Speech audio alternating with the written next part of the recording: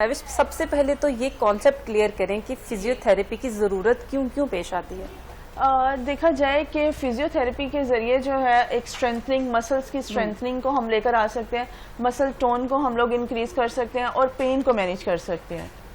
اور ضروریات کو اگر دیکھا جائے تو کوئی بھی پین ہو جس سے ریلیٹڈ بھی پین آپ کو باڈی ایچز وغیرہ آ رہے ہیں تو فزیوتھراپی کے ذریعے اس کو ہم لوگ ریکور کر سکتے ہیں. کس طرح کی پین میں فزیوتھراپی جو ہے وہ کارآمد رہتی ہے؟ لائک دیٹ کہ ہماری نیک پین ہے، بیک پین، اس کے بعد ارتھرائٹس اور پیرالسس، لائک دیٹ فالج کے جو مریض ہیں وہ اس میں جب ان کا ٹریٹمنٹ کیا جاتا ہے ڈیو ٹو فزیوتھراپیز تو کافی زیادہ ریہیب کے ذریعے وہ اپنی لائف سٹائل کو بہت موڈیفیکیشن کی طرف لے کر چلے جاتے ہیں.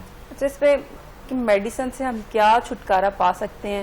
کیا فزیوتھراپی اتنی مفید ہے کہ جیسے کوئی بھی پین ہوتی ہے تو سب سے پہلے ہم پین کلر انٹیک کرتے ہیں کہ فوری ریلیکس ہو جائیں، لیکن کیا آپ کو کیا لگتا ہے کہ میڈیسن سے چھٹکارا کیسے پایا جا سکتا ہے؟ دیکھیں جو ہے وہ تھراپی کے ذریعے جو ہے مسل پین کو ہم ریکور کر سکتے ہیں. ہم لوگ میڈیکیشن انٹیک کرتے ہیں، اس سے ڈفرینٹ آرگنز جو ہیں وہ افیکٹونیس میں آنا سٹارٹ ہو جاتے ہیں. تو میڈیکیشن کو جب ہم لوگ اسکپ آؤٹ کرتے ہیں اور تھراپی میں سم موڈیلٹیز ہیں اور اس کے بعد سم ایکسرسائزز کروائی جاتی ہیں، اس کے ذریعے ہم لوگ جو ہے وہ پین کو مینیج کر سکتے ہیں اور بہت آسانی سے ہم لوگ اس چیز کو جو ہے نا وہ ریکوری سٹیج تک لے چلے جاتے ہیں. اچھا، آج کل کس طرح کے کیسز آ رہے ہیں؟ کیا بیک پین ہے؟ کس طرح کی؟ کیونکہ آج کل وہ ٹرینڈ نہیں رہ گیا کہ بزرگ ہیں تو ہڈیوں میں پین ہوگی، گھٹنوں میں ہوگی. آج کل تو ہر جو ہے بندہ پیشنٹ ہی ہے.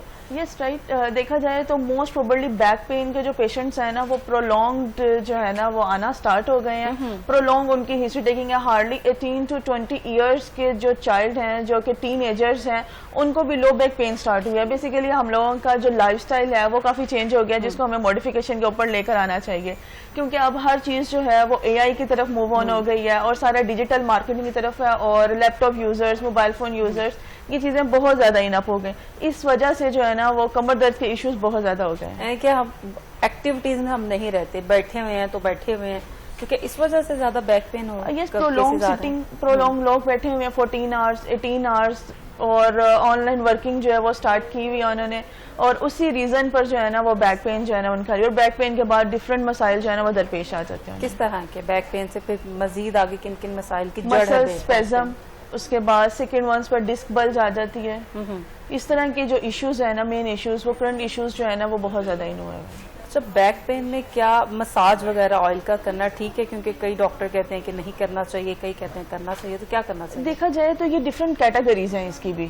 آپ کی پہلے پین دیکھی جاتی ہے، پیشنٹ کی ہسٹری آتی ہے، اس میں ہر چیز جو ہے وہ ایک سٹیپ بائی سٹیپ چلتی ہے. اب پیشنٹ کی جیسی ہسٹری ہوگی، جیسی اس کی پین اینڈ ٹرمز اینڈ کنڈیشنز ہوں گی، اس کو مد نظر رکھتے ہوئے دیکھا جائے گا کہ مساج کی طرف ان کو لے کر آئیں گے یا جسٹ موڈیلٹیز ہوں گی یا جسٹ ایکسرسائزز ہوں گی یا کوئی ہوم پلان ہوگا یا جم کا جو ہے ہمیں ایڈوائز کرنا پڑے گا. یہ پیشنٹ کی کیٹیگری کے اوپر ڈیپینڈ کرتے ہیں.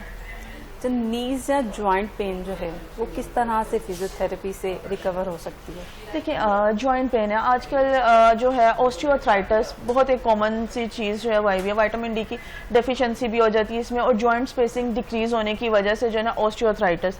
اس کے بعد اس میں انفلیمیشن ہو جاتی ہے. لائک دیٹ اس کی انفلیمیشن کو پہلے ختم کیا جاتا ہے، پھر ایکسرسائز کے تھرو آؤٹ مسلس کی اسٹرینتھننگ کو جو ہے وہ مینیج کیا جاتا ہے تاکہ پیشنٹ اپنی ڈیلی ایکٹیویٹیز کو جو ہے نا وہ لے کے چل سکے.